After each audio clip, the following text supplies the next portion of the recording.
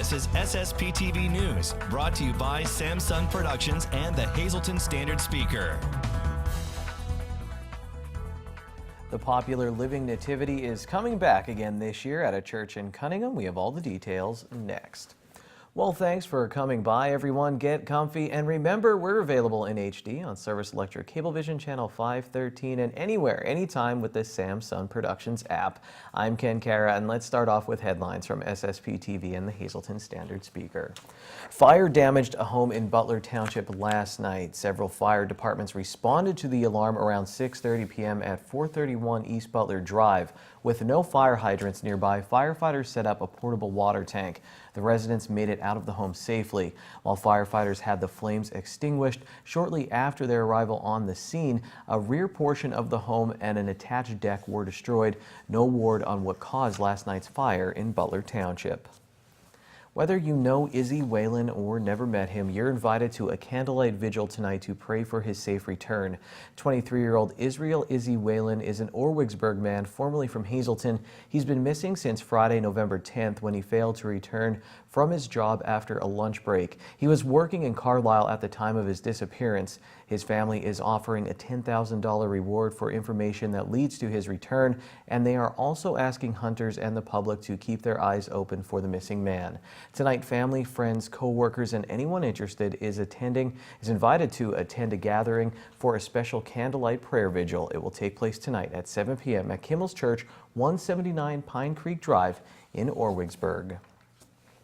A Monterey City woman was resentenced yesterday for the death of a toddler in her care. 54-year-old Pentrina C. Hoffman-Williams had her sentence reduced and the most serious charge against her thrown out. Schuylkill County President Judge William Baldwin threw out a third-degree murder conviction in the 2016 death of 14-month-old Nevaeh Doyle. While the judge says that he believes Williams was responsible for the child's death, he says that the court doesn't find that the Commonwealth has proved third-degree murder.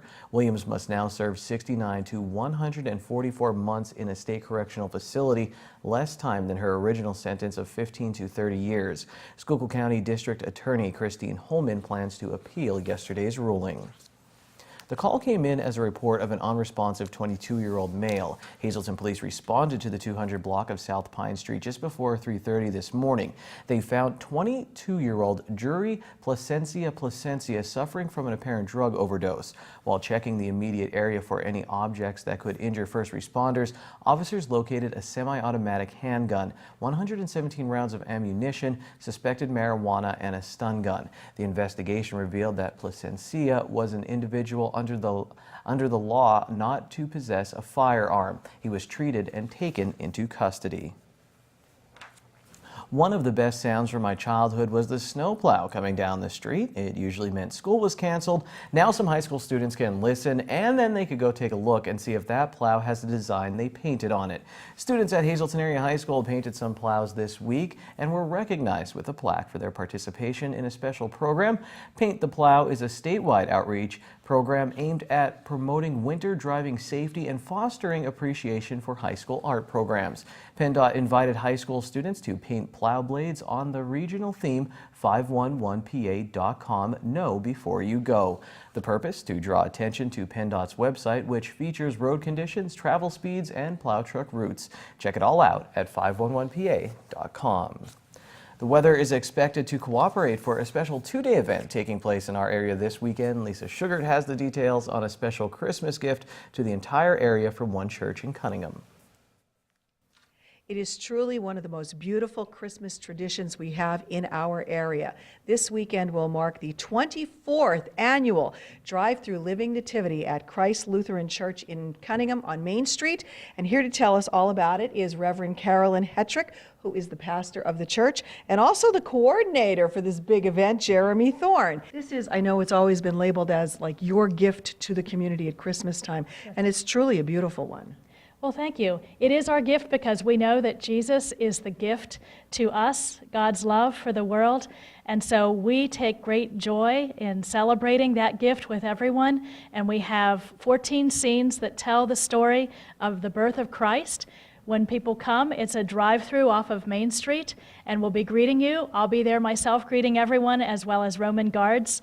and you'll get information that walk you through the different scenes of the story of the birth of Christ, culminating with the Holy Family. And every year we're blessed that we have families with little babies who get to have that wonderful experience of portraying the Holy Family. That's really lovely. I've been there many times, and it really does, give the season perspective, the true meaning of the season. And you said so many families have been doing it for years. Jeremy, you said you've been doing it for all 24. So do you remember how you started?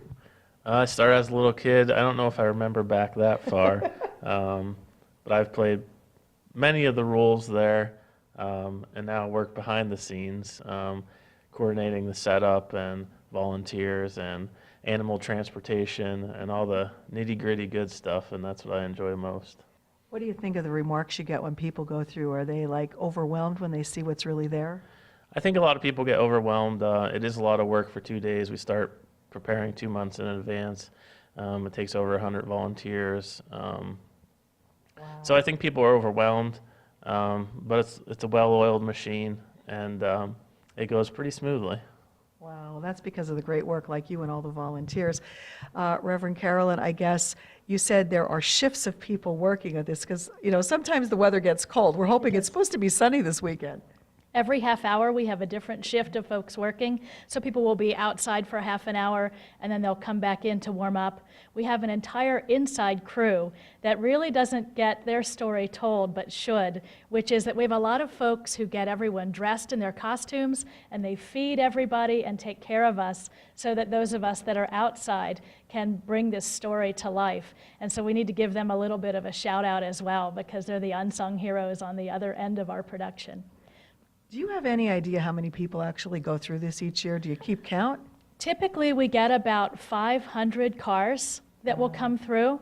And as Jeremy said, people are overwhelmed when they come through, whether they come every year because it's their tradition or it's the first time that they have come.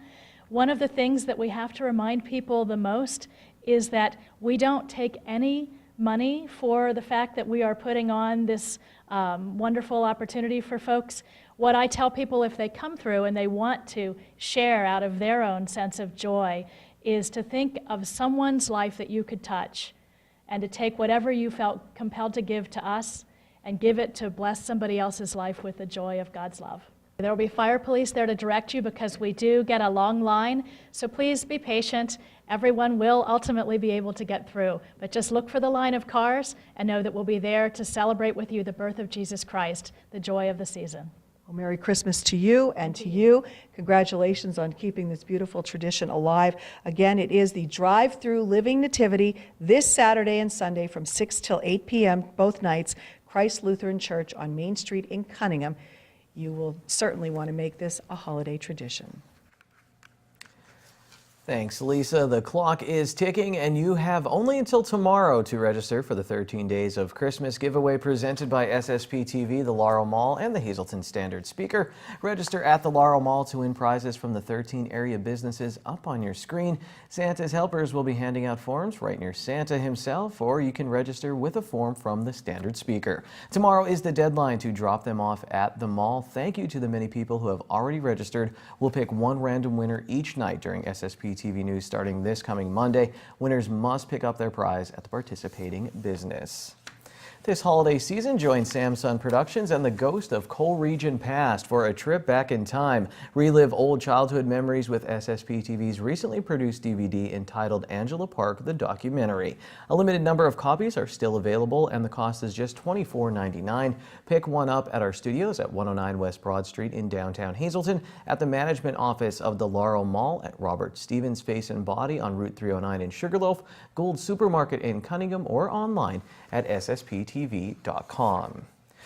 I brought a box of Frankies cold pizza to a Penn State tailgate and was gone faster than Saquon Barkley on his way to the end zone. Now is your chance to win a free box of cold pizza from Frankies. Each Thursday, you have a chance to win a box of 12 slices of Frankies cold pizza with their signature sauce and cheese blend, baked fresh with no preservatives. Call 570-459-9813, extension 104. Leave your full name and number. We will pick a winner at random. I was serious about the pizza. I did not even get a slice. Coming up next, more holiday cheer as Beaver Meadows gears up for Christmas in the park. And in sports, we get to know MMI sophomore center Philip Byriel. Stay tuned. This is SSPTV News, your place for 24 hours of your hometown news and information.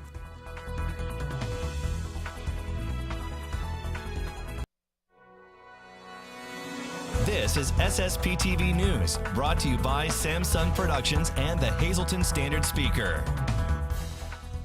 Santa Claus is starting to make his rounds all around the area, and he's coming to Beaver Meadows this weekend, and he's bringing the wife, which is nice. So Mr. and Mrs. Claus will be in Beaver Meadows this weekend. That'll be perfect. The Beaver Meadows Citizens for Recreation is sponsoring our annual Christmas in the Park. It will be this Sunday, December 3rd, from 5:30 to 8 o'clock in Memorial Park.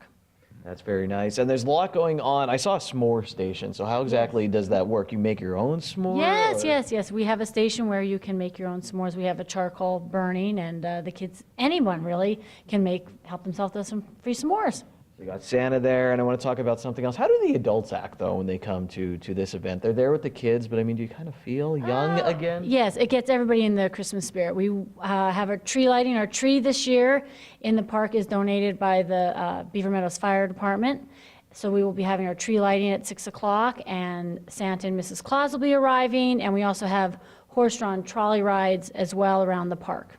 And there's also, you can do some crafting as well, and a local church involved there? Yes, St. Paul's Lutheran Church is sponsoring, again, free ornament making, so all the kids can make free ornaments, and we will have reindeer food as well that they can make. And what goes into that, or you don't know yet, that the ingredients to come? Well, it's special ingredients to make sure Santa's reindeer stop at your house. All right, and you always want to. And anything you could do, a little bribery, never hurt at all. And then there'll be some performances as well, some entertainment, some dancing. Yes, all that dancing is performing, and also we have tricky trays as well, Christmas tricky trays. Nice setting over there. You guys always seem like you're doing so much in Beaver Meadows. How long has this been a holiday kind of tradition?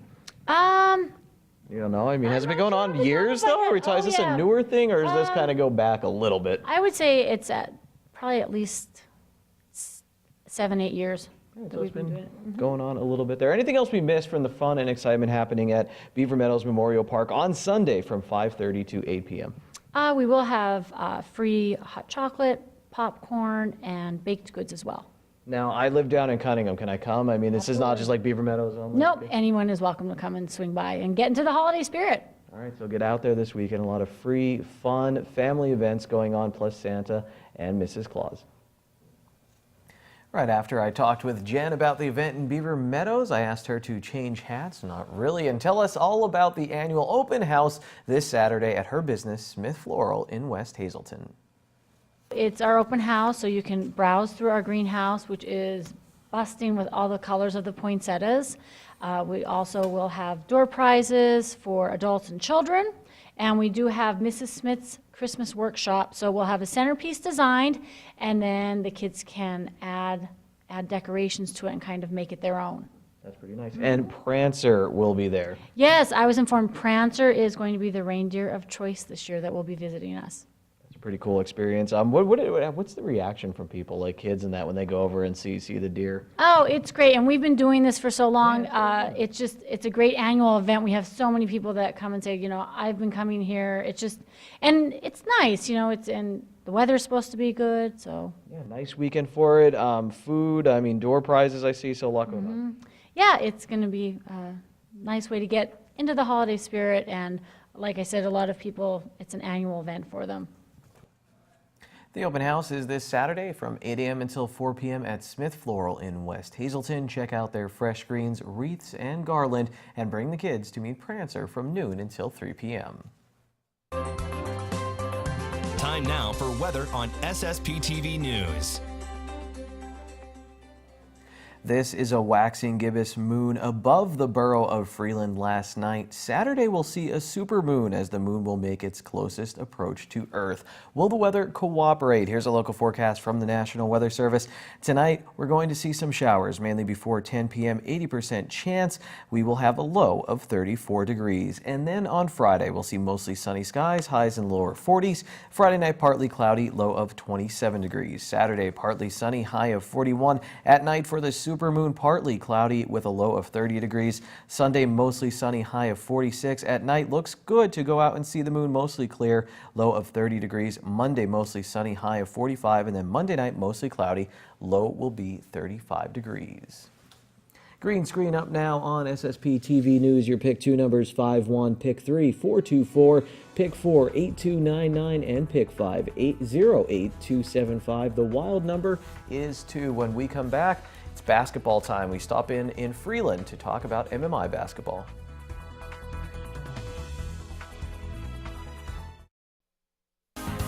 Time now for sports on SSPTV News. So one name I think you're going to hear a lot of once high school basketball season starts up next week is Philip Byreal. I'm not really going out on a limb here. He led MMI in scoring and rebounding last season as a freshman, so I thought let's get to know him before the season tips off. Here's our conversation from yesterday. Here with sophomore center Philip Byreal at MMI, and you said center's more of just a position. You're willing to go and play anywhere. Have you always been like that, or do you enjoy just doing everything, shooting, dribbling? As long as I can remember, I was always more on the perimeter than the post, which that sounds weird because I've always been the tallest guy on the court.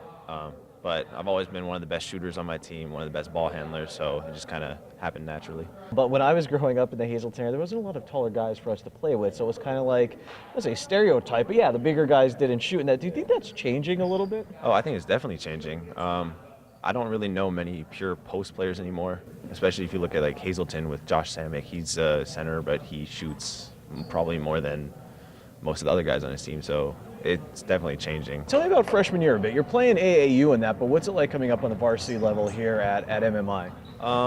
It was a lot different for me mainly because of the physicality. Everyone was stronger than me, which I've never been the strongest guy on the team, but it was still weird to see, these guys, they're all dunking and bodying everybody. So it was really difficult for me until I want to say about halfway through the season, I started getting used to it and saw what I had to do to start scoring more.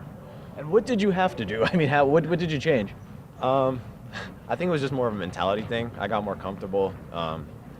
At first, I was a little reluctant to take some shots because my team, all the seniors and juniors didn't want to get on their bad side for taking all these shots. But towards the end of the year, I realized, just confidence-wise, I was like, I think I'm the best player on the team without sounding like arrogant. Yeah, but so most of it was just confidence, but my shot also felt a little bit better towards the end of the year, more consistent. So, did you have to bulk up then in the off season? Do you say like, okay, well, I see the physicality of the league. Was there some lifting? I mean, was there some off season changes? Oh yeah, we did a whole lifting thing, but it was rough for me because about halfway through the summer, I broke my nose, and then I also got poison ivy on my heel for a solid 3 weeks, so I couldn't really run for the first 2 months of the summer. I lost weight too after the surgery for my nose.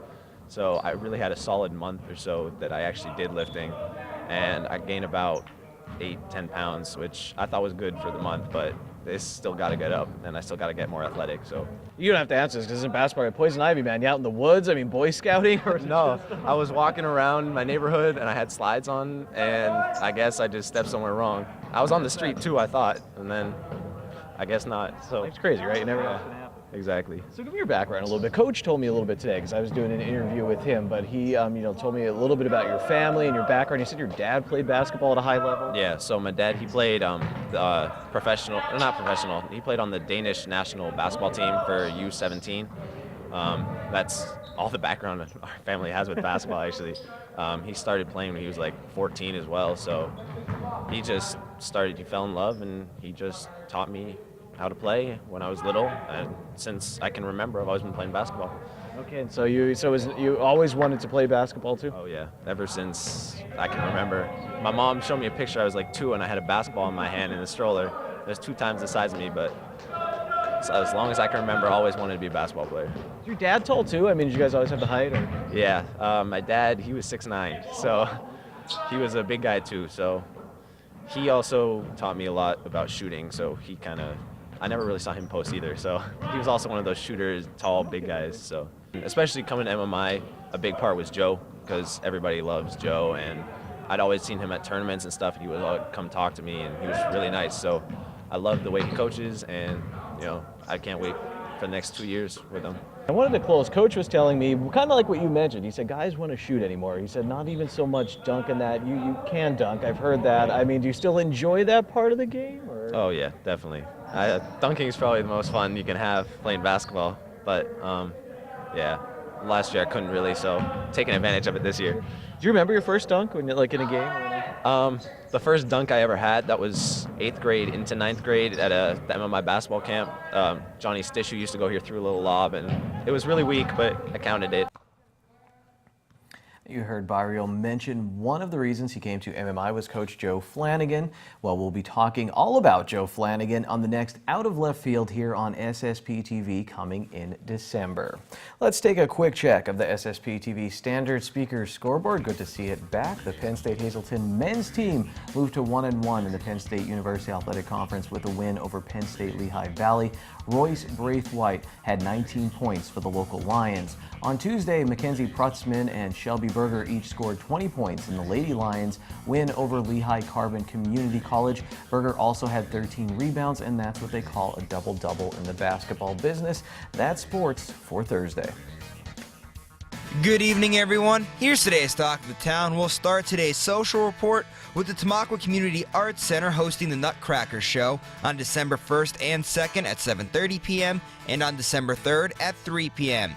General admission is $12. Tickets are $10 for students and seniors. The Scranton Wilkes-Barre Rail Riders will be hosting their annual Breakfast with Santa on Saturday, December 2nd at PNC Field in the Legends Club.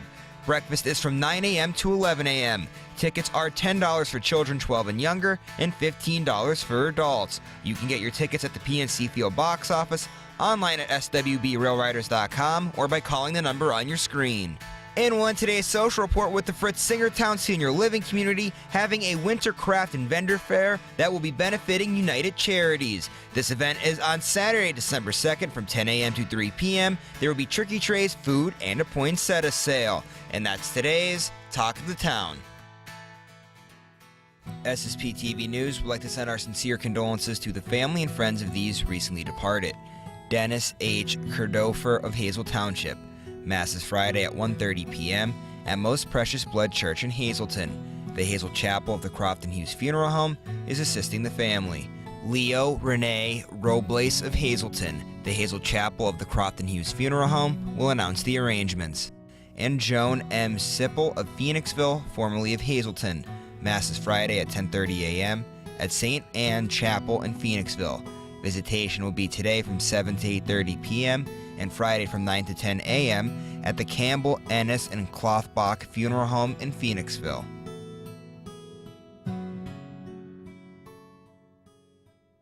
Attention pay-per-view subscribers, if you see your name now on SSPTV News, you can call in and win a free movie from Service Electric Cablevision. Today's winner is Peter Wilcox of Cunningham. Call now and leave a message at 570-455-7267 extension 104 for your free movie. I mentioned the supermoon coming our way on Saturday. Well, we shot more astronomy segments recently with Scott McAndrews from the Greater Hazleton Area Astronomical Society. We'll get you all ready for the winter night sky. Stay tuned for them. And remember, tomorrow, the last day to register for the 13 Days of Christmas presented by SSPTV, the Laurel Mall, and the Hazleton Standard Speaker. So get in your entry forms and we'll start picking winners on Monday. But we'll have more fun tomorrow on Friday and the week with us. See you then. Take it easy, everyone. Watch us online anytime at ssptv.com and follow us on Facebook and Twitter.